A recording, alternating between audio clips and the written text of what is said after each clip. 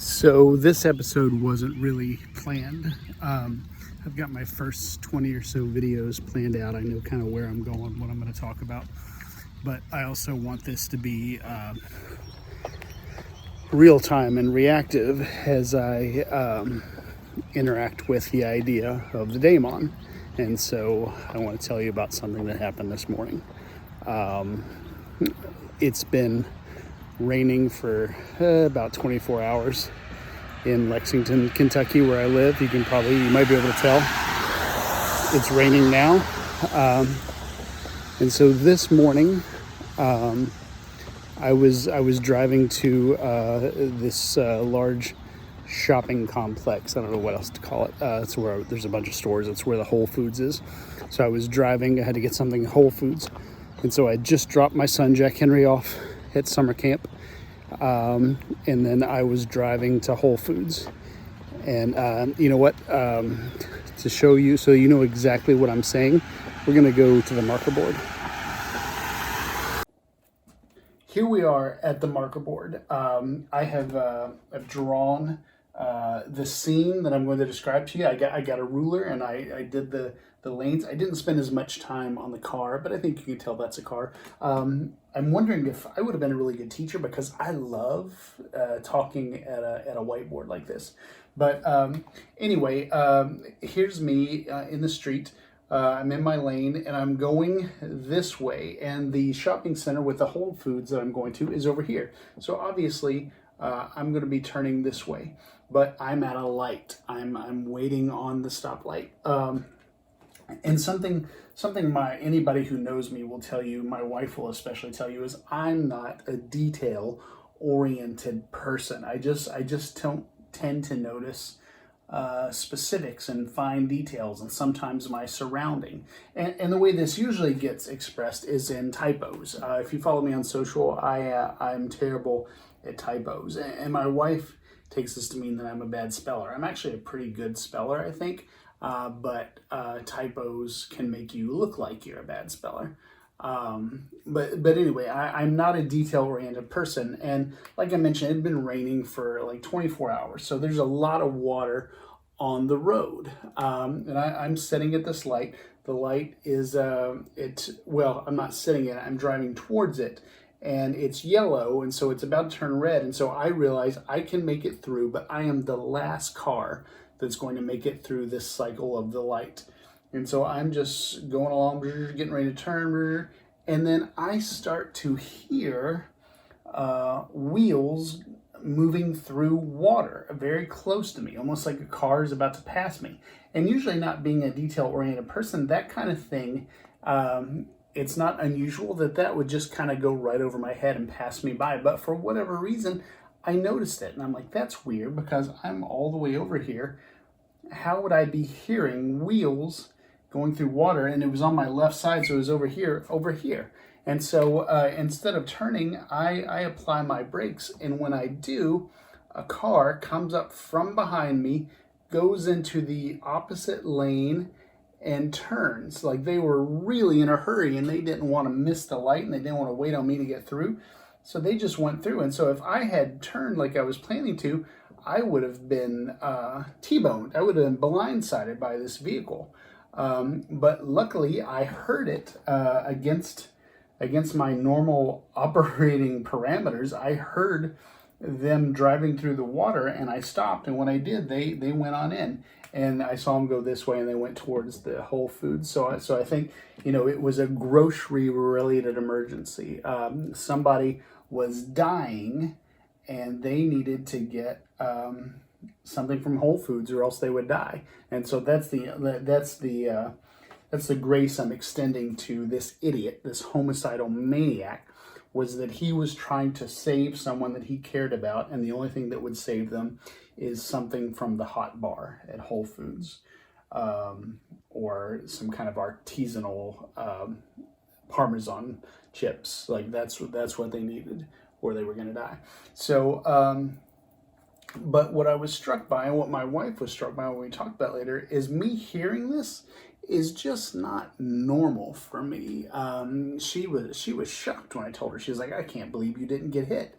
because it's not like you to not, or to notice that kind of thing in your surroundings. And I agreed. And so that led me to the idea that maybe my daimon was involved. And that comes with some implications. So let's keep talking about it. So the question becomes, in my mind, the thing I'm thinking about was, if avoiding that accident is if the circumstances around it are such that, you know, my natural lack of attention to detail would kind of insist, or would suggest that I probably wasn't going to notice my surroundings enough to avoid it, but somehow I did. So the question I'm asking is, was my daimon involved in keeping me out of that accident? And so I realize asking that question is kind of dangerous, because it can lead to megalomania, that, you know, I'm being kept alive by a supernatural force because of what I have to achieve.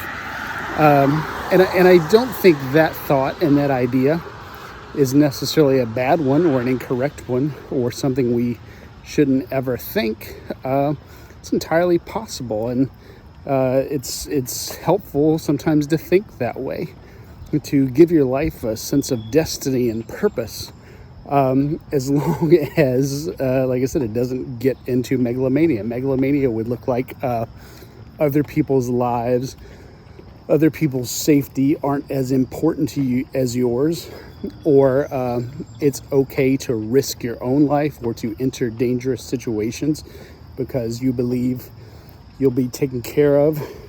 And so I'm not saying that's always, you know, a little confidence, a little faith in your survival isn't necessarily a bad thing, but as long as it doesn't, I think, inspire stupidity on your part, that's where it's dangerous. And so in thinking about the daimon and kind of exploring it in the laboratory of my life, just because I have suspicions that it was involved this morning, that isn't me saying, you know what, I'm going to go jump off a building and see if I survive. But I can look at different instances in my life and kind of think, you know, it's really weird that something worse didn't happen there. It's kind of weird how lucky I've been, or what was at this point or that point. And so that isn't to say that if you've been unlucky, or if you've been hurt really bad, or God forbid, if you were killed, probably not watching this video if you were killed, that's not to say you didn't have a daimon, or your daimon didn't care, or your daimon was sleeping on the job. I just think each of these situations is different for each of us, and our purpose and our destiny is different. I realize what a privileged position it is to say, well, hey, I've been safe all my life. God, my daimon, my inner self must be looking out for me. And if yours isn't, sorry. But I bring up this morning not to say, hey, here's what I believe, but I bring it up to say, let's think about it. Let's talk about it. We know our subconscious is involved in keeping us alive. You know, our heart beats without us making it beat. Our lungs work without us making them breathe. Our organs operate without us doing anything. When we're driving, if we get distracted, our subconscious mind drives for us. And so if the thesis I'm exploring, that the daimon is related somehow to your subconscious mind, be that the Jungian self, or the anima or the animus, or some combination of all of it, or subconscious activities. Like, if those things are all kind of connected, then it's not, I think, too much of a stretch to think that maybe whatever is keeping us alive is guiding us and has keeping us alive as much as it can as a priority. And so anyway, these are just some thoughts. I'd love to hear your thoughts. Comment below. If you're one of those dead people watching this, sorry you died. I have a lot of questions, but glad you're here. Anyway, that's the unexpected episode. These are the thoughts that are coming to me this morning, so I'd love to hear what you're thinking.